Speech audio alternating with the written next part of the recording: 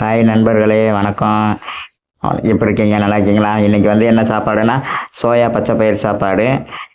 உண்மை உருப்படியா இன்றைக்கி ஞாயிற்றுக்கிழமை நல்லா சமைச்சு எல்லார் வீட்லேயும் ஒரு ஒரு சாப்பாடு சமைச்சிருப்பாங்க. எனக்கு மக்களுக்கு போடுற வீடியோ என்னென்னா, சோயா பச்சை பயிர் சாப்பாடு நானே சமைச்சு நானே இன்றைக்கி ரெடி பண்ணி வீடியோ போட்டிருக்கேன். இது 6வது எபிசோடு, மறந்துடாதீங்க. இது சாப்பாடு எங்கள் வீட்டில் நானாக போட்டு நானாக உட்காந்து சமைச்ச சாப்பாடுங்கனால நானாக உட்காந்து உங்களுக்கு லைக் போட்டிருக்கேன், வியூ போட்டிருக்கேன். நல்ல சூப்பர் சாப்பாடு.